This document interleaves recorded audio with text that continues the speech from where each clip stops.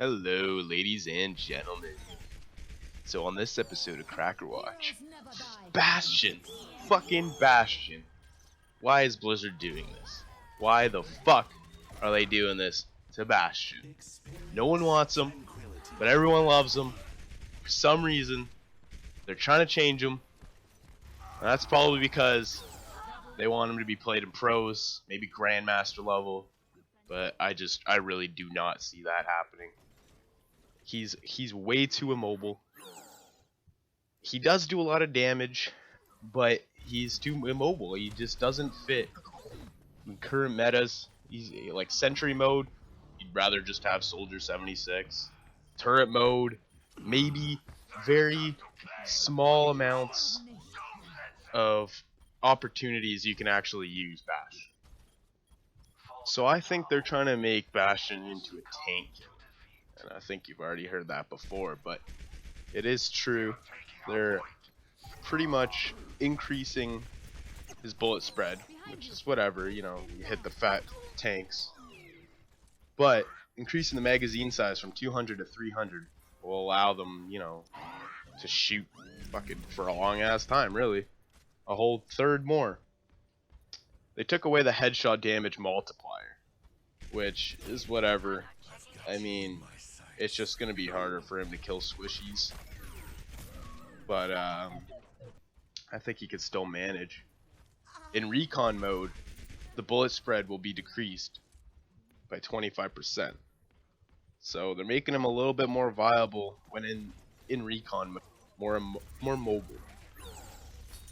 And he can also self-repair while moving, which is a pretty big deal for him. That was a pretty big stop to Bastion's mobility.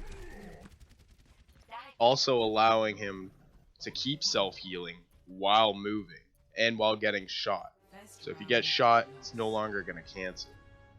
They're also introducing a new resource meter for his self-repair specifically that recharges when he's not using his self-repair and obviously depletes when you use it. Blizzard, I don't know.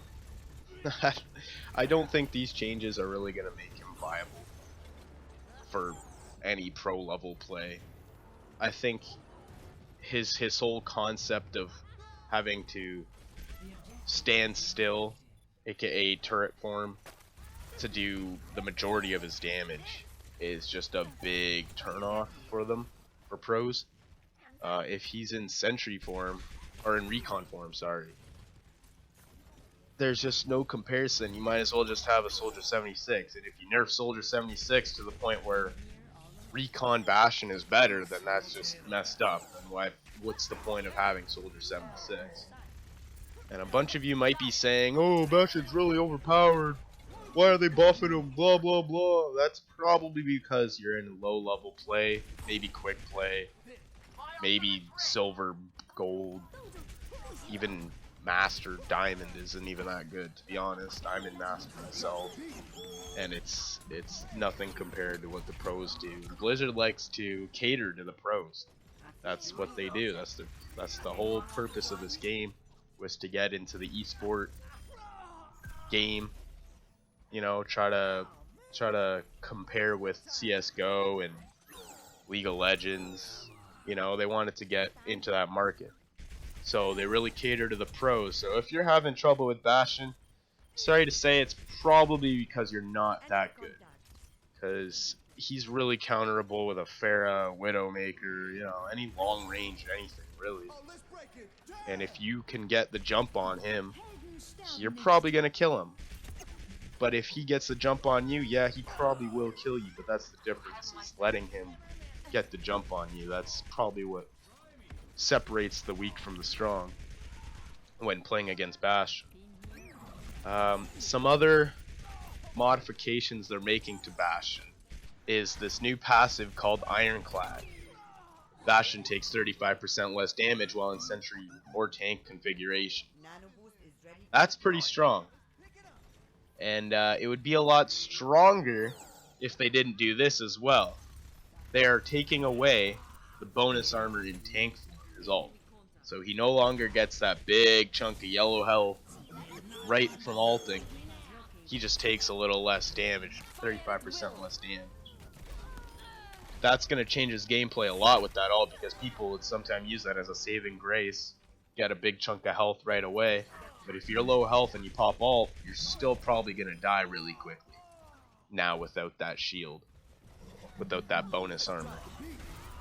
But 35% less damage also applies to Sentry form. Could be pretty strong in Sentry form. But once again, immobile.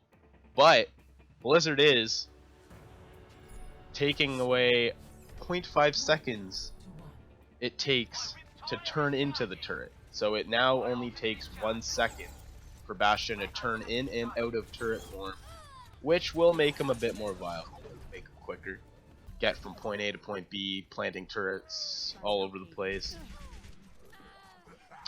All in all, I don't think Bastion is going to be played in pro level even after these changes, but I do think he might get a little bit more annoying for lower level people. Blizzard try to, they're trying really hard to get rid of this tank meta we're in, with all the nerfs to tanks, nerfs to Ana. Now they're trying to buff Bastion. They're really trying to break this tank meta, but I really don't think this is the answer yet. I don't think Bastion getting these changes are really going to change anything to the gameplay. They might make Bastion a little bit more fun to play.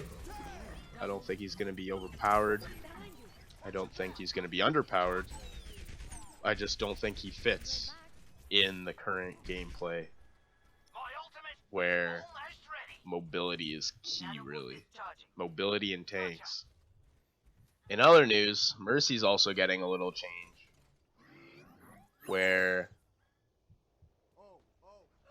now when she performs her resurrection, she becomes temporarily invulnerable along with the allies she revives, which was a pretty big thing. There was an earlier patch where they changed it, she could move while ulting, but you still got killed quite often if you went in there, because you were really the only one that was targetable during the res. If she flew in, res, she was the only one you can attack for a brief little, like, 1.5 second period there while people are being res. So you would probably die, but now they're fixing that, so she gets the invulnerability as well. That's going to be pretty strong for Mercy.